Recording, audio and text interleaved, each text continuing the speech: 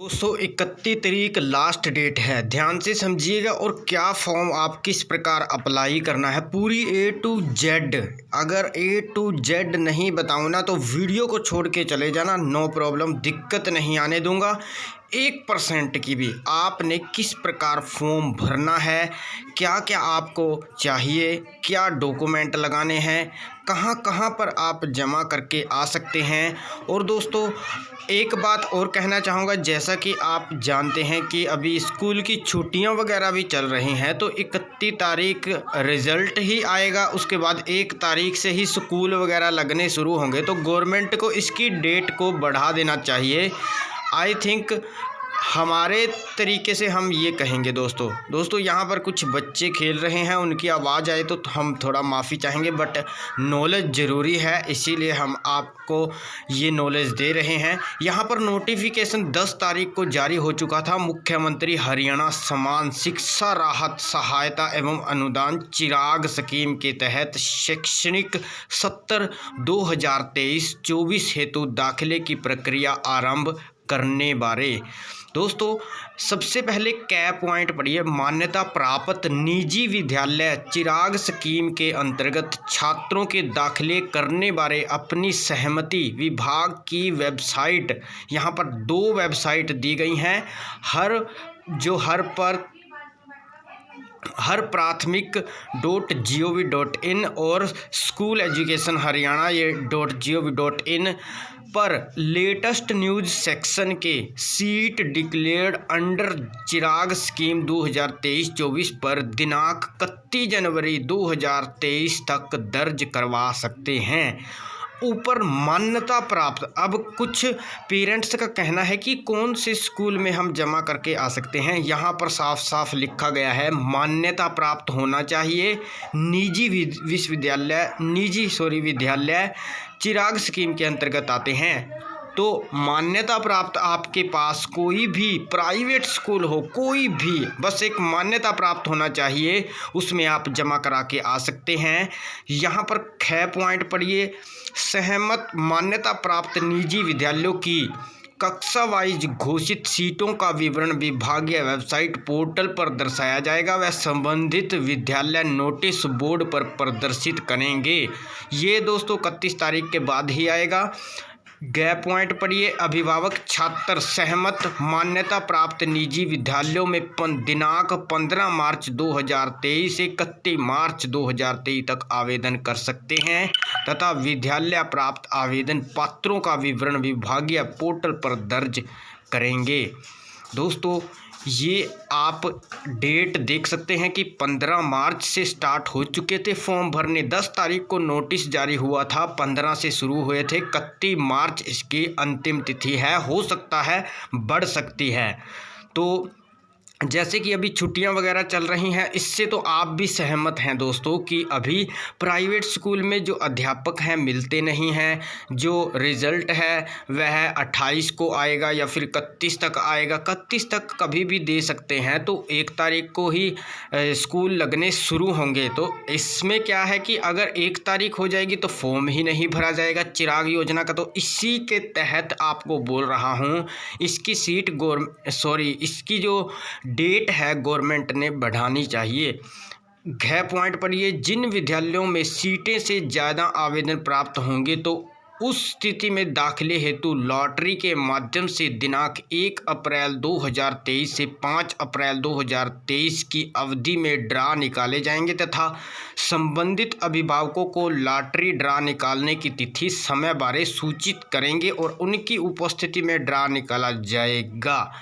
ये है दोस्तों कि अगर सीटें नहीं बचती हैं तो 1 अप्रैल से 6 अप्रैल 5 अप्रैल तक जो ड्रा है वो भी निकाले जाएंगे। लॉटरी ड्रा इसको बोलते हैं। और आपके ये इसके बारे में सूचना भी देगी गवर्नमेंट विभागीय वेबसाइट पर, हम भी आपको बता देंगे, नो प्रॉब्लम। मान्यता प्राप्त निजी विद्यालयों डे पॉइंट पढ़िए। आवेदकों पर दिनांक 1 अप्रैल 2023 से 10 अप्रैल 2023 तक दाखिले की प्रक्रिया संपन्न करेंगे तथा सफल छात्रों की सूची विद्यालय के नोटिस बोर्ड पर दर्शाएंगे। ये है प्राइवेट स्कूलों के जो भी मान्यता प्राप्त हैं उनमें जितने भी फॉर्म आएंगे, जितनी भी सीटें होंगी, वो अपने नोटिस बोर्ड पर दर्शाएंगे दोस्तों। वहाँ पर नोटिस लगेगा 1 अप्रैल से लेकर 10 अप्रैल तक दाखिला भी संपन्न करेंगे। उनको ऑर्डर जारी हो चुका है कि आप ये दाखिले की प्रक्रिया भी कंप्लीट कर देंगे 10 तारीख तक, अप्रैल तक दोस्तों। 6 पॉइंट है, लॉटरी ड्रा के पश्चात मुख्य सूची में सफल छात्रों द्वारा निर्धारित तिथि तक दाखिला न लेने पर उनकी रिक्त सीटों पर प्रतीक्षा सूची के छात्रों के दाखिले दिनांक 15 अप्रैल 2023 तक किए जाएंगे। ये आ गया दोस्तों। उससे भी 15 तारीख 10 अप्रैल से 15 अप्रैल तक अगर जिनको भी नोटिस भेजा जाता है कि आपका दाखिला हो सकता है, अगर अभिभावक यानी कि पेरेंट्स ही नहीं उनका दाखिला कराते हैं, तो उनके बचे हुए जितने भी छात्र होंगे जो अभी पेंडिंग में होंगे, जिनको अभी दाखिले के लिए नहीं सूचित किया गया होगा, उनको सूचित करेंगे और 15 अप्रैल तक उनको भी निपटान किया जाएगा। तो ये था टोटल नोटिस जो हमने आपको बता दिया है। यहाँ पर देखिए और भी कुछ पॉइंट हैं। यहाँ पर 1 अप्रैल 2023 से 15 अप्रैल तक दर्ज करवाना आवश्यक होगा। जो भी विद्यालय हैं उनको, उनके लिए ये नोटिस जारी किया गया है। और दाखिला अवधि में जिला मौलिक शिक्षा अधिकारी संबंधित विद्यालयों में विभागीय नॉमिनी नियुक्त करेंगे, जिनके लिए वह विद्यालय के नज़दीकी के खंड शिक्षा अधिकारी, सरकारी विद्यालय के किसी प्राचार्य या मुख्य अध्यापक, पीजीटी अध्यापक में से किसी एक को नियुक्त कर सकते हैं। ये नियुक्ति वास्ते है, जो नॉमिनी की नियुक्ति होनी है, जो भी इसका कार्यभार वगैरह संभालेगा। जय पॉइंट है, प्राइवेट मान्यता प्राप्त विद्यालयों में आर्थिक रूप से कमजोर वर्ग के जिन छात्रों के अभिभावकों की आय 1,80,000 से कम है होगी, उन्हीं छात्रों को दाखिले के पात्र माना जाएगा। वह आय परिवार पहचान पत्र की वार्षिक सत्यापित आय के मान्य होगी। यानी कि सत्यापित का मतलब है वेरीफाइड। अगर आपकी फैमिली आईडी में 1,80,000 से कम आय वेरीफाइड होगी तो ही आप इसके लिए एलिजिबल हैं। इस स्कीम के तहत केवल वही छात्र पात्र हैं जिन्होंने गत शैक्षणिक वर्ष में अपनी शिक्षा सरकारी विद्यालयों से प्राप्त उत्तीर्ण की होगी। यानी कि जो भी सरकारी स्कूल में बच्चे पढ़ रहे हैं वो ही इस स्कीम के तहत प्राइवेट में एडमिशन ले सकते हैं। अब की बार ये कर दिया गया है, लेकिन पिछली बार 134A के तहत कोई भी एडमिशन ले सकता था। छात्र दाखिला हेतु केवल उनके वर्तमान खंड जिनमें वे पढ़ रहे हैं, उनकी खंड के मान्यता प्राप्त निजी विद्यालयों में उपलब्ध सीटें पर दाखिला के लिए पात्र होंगे तथा वे खंड में एक से अधिक विद्यालयों में से भी दाखिले के लिए आवेदन कर सकते हैं। क्या बात है दोस्तों, ये पॉइंट बढ़िया है आपके लिए। कहने का मतलब मैं आपको बता देता हूँ कि आप आपके ही खंड में आवेदन कर सकते हैं। निजी आपके बिल्कुल पास में जो पड़ता है उसमें आप ये दाखिला ले सकते हैं। और एक नहीं 2, 3, 4 फार्म जितने भी भरना चाहें अभिभावक भर सकते हैं, एक से अधिक भी भर सकते हैं। कहने का मतलब है जिन मान्यता प्राप्त निजी विद्यालयों को अभिभावक छात्र द्वारा आवेदन पत्र दिया जाएगा, वह विद्यालय अभिभावक छात्र को पावती रसीद अवश्य देगा। दोस्तों रसीद देनी होगी, रसीद आपने लेनी होगी। आप खुद समझदार हैं, आप जिस भी विद्यालय में आवेदन कर रहे हैं वहां से रसीद ज़रूर लें ताकि आपका फॉर्म सफलतापूर्वक सही ढंग से भरा जाए। यहाँ पर सफल छात्र का पिछले सरकारी विद्यालय से स्कूल लिविंग सर्टिफिकेट SLC लिया जाना अनिवार्य है। दोस्तों SLC भी आपने लेना पड़ेगा जो सरकारी स्कूल में बच्चे पढ़ रहे हैं वहाँ से। दोस्तों SRN नंबर होता है और जो स्कूल का UDICE कोड वगैरह होता है वो ऊपर फॉर्म में आएगा, वहाँ पे मैं आपको बताऊँगा। आगे चलिए बने रहिए, वीडियो को लाइक नहीं किया लाइक कर दीजिए। दाखिले के लिए बच्चे की फैमिली ID परिवार पहचान पत्र का होना अनिवार्य है। ये तो है ही है दोस्तों। अगर आय मापी जाएगी तो आय तो फैमिली ID से ही मापी जाएगी ना। फीस प्रतिपूर्ति राशि के लिए वही मान्यता प्राप्त निजी विद्यालय पात्र होंगे जिन द्वारा फार्म 4 में अपने विद्यालय की फ़ीस राशि जो अनरिवाइज चालू सत्र के लिए पोर्टल पर दर्शाई गई होगी। दोस्तों, फ़ीस के बारे में बताया गया है। फ़ीस प्रतिपूर्ति राशि के लिए वही मान्यता प्राप्त निजी विद्यालय पात्र हैं जो फॉर्म 4 के अपने विद्यालय की फ़ीस राशि रिजर्व जो अनरिजर्व चालू के लिए पोर्टल पर दर्शाई गई होगी। पोर्टल पर भी दर्शाते हैं दोस्तों फ़ीस को। ये प्राइवेट स्कूलों के लिए है। उससे आगे है दाखिला होने वाले छात्रों का डेटा MIS के तहत अपडेट किया जाएगा तथा दाखिला होने वाले छात्रों की सूची विभाग को दाखिले की तिथि के 15 दिनों के अंदर अंदर भेजनी होगी। ये भी स्कूल का काम है। अतः चिराग स्कीम के तहत शैक्षणिक सत्र 2023-24 के छात्रों के दाखिला हेतु आवेदन फार्म का प्रारूप भेजते हुए आपसे अनुरोध है कि उपरोक्त दिशा निर्देशों के अनुसार दाखिले के संबंध में अपने जिले से संबंधित मान्यता प्राप्त निजी विद्यालयों को सूचित करें।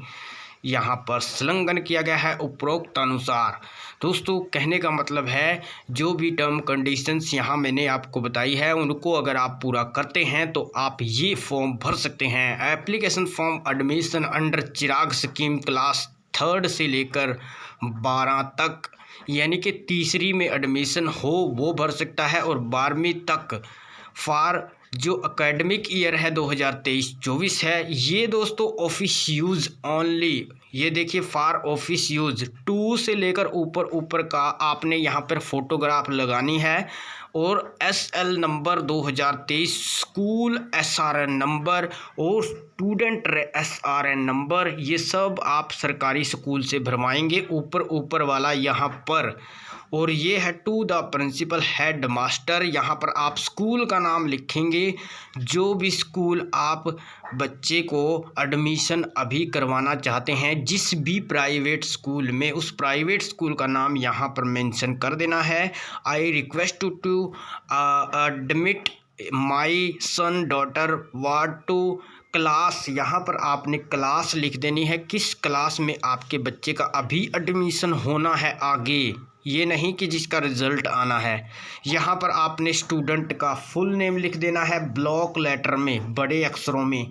यहाँ पर आपने फर्स्ट नेम, मिडिल नाम है तो मिडिल, सुर नेम यानी कि लास्ट नेम यहाँ पर लिख देना है। उसके बाद है नेम ऑफ फादर, पेरेंट्स, यहाँ पर आप माता का नाम भी लिख सकते हैं, पेरेंट्स का भी, फादर है तो फादर का नाम यहाँ पर लिख दीजिएगा। डेट ऑफ बर्थ यहाँ पर आपने इन फिंगर्स यानी कि आपने अक्षरों में डाल देनी है यहाँ पर, और इन वर्ड यहाँ पर आपने जो वर्ड में डाल देनी है। जैसे कि अगर 19 मार्च 2000 है तो आप यहाँ पर डालेंगे 19 मार्च 2000 यहाँ पर डाल देंगे दोस्तों। उसके बाद है student parent resident address with address proof आपने साथ में पीछे लगाना है, बट यहाँ पर एड्रेस लिख देना है, कोई भी विलेज, वार्ड और सिटी और इसके अलावा डिस्ट्रिक्ट और पिन कोड के साथ। आधार नंबर या PPP number, blood group of child, blood group आप छोड़ सकते हैं बट आधार नंबर या फैमिली ID नंबर यहाँ पर मेंशन कर दीजिएगा। एनुअल इनकम आपने यहाँ पर लिख देनी है, फादर और मदर लिखा हुआ है बोथ, दोनों की आपने किस प्रकार लिखनी है। जो ऊपर वेरीफाइड इनकम है फैमिली ID में 50,000 से 75,000, ऐसे 75,000 से लाख, ऐसे आपने लिखनी है। टेलीफोन नंबर आपने ऑफिस का भी छोड़ देना है, रेजिडेंट भी छोड़ देना है, मोबाइल लिखा हुआ है यहाँ पर अपना नंबर दे देना है, और इमरजेंसी कॉन्टैक्ट नंबर में आप यहाँ पर किसी और का भी नंबर दे सकते हैं घर में से, और ईमेल ID आपके पास है तो आप यहाँ पर दर्ज कर दीजिएगा। उसके बाद है student belong to economical weaker section, ये EWS वालों के लिए है जो भी जनरल कैटेगरी वगैरह में आते हैं और उनके पास EWS का सर्टिफिकेट होता है। दोस्तों, अगर आपके पास वो है तो आप इसे यस करके आप सर्टिफिकेट लगा देंगे पीछे। अगर आप नो करेंगे तो तब भी कोई दिक्कत नहीं है, क्योंकि जिनके पास इनकम सर्टिफिकेट या फिर जो SC होते हैं, BC होते हैं, उनको ये लगाने की ज़रूरत नहीं होती है। ये सिर्फ जनरल कैटेगरी के लिए होता है। यस आप करेंगे और नो करेंगे तो नो करेंगे, no problem. Name of the government school which address in which student studying per, जो प्रेजेंटली, अभी प्रेजेंटली में जो स्कूल में पढ़ रहा था बच्चा, वो आप सरकारी स्कूल का नाम यहाँ पर लिखेंगे, क्योंकि सरकारी में ही पढ़ रहा होगा वही फॉर्म भरेगा। Name of block of government school in which study presently, student studying presently, ये दोस्तों आपने ब्लॉक ऑफ गवर्नमेंट स्कूल, आपने यहाँ पर भी गवर्नमेंट स्कूल का ही नेम लिखना है। यहाँ पर आपने ऊपर एड्रेस लिख देना है जहाँ पर आपका बच्चा पढ़ रहा है। उसके बाद यहाँ पर I hereby declare that the information given about my son daughter what name of the child, यहाँ पर आपने चाइल्ड का नेम लिख देना है और उसके बाद यहाँ पर डेट डाल देनी है। यहाँ पर पेरेंट्स गार्डियंस में से किसी के भी सिग्नेचर कर सकते हैं, माता के या पिता के या आप अभिभावक के। उसके बाद ये कैंची पड़ी हुई है, ये दोस्तों इसीलिए है क्योंकि ये सारा प्राइवेट वाले भरेंगे। जो भी स्कूल में आप एडमिशन करवाने जा रहे हैं बच्चे का फ्री में, चिराग योजना के तहत क्लर्क यहाँ पर जो इंचार्ज या क्लर्क यहाँ पे अपने सिग्नेचर करेगा।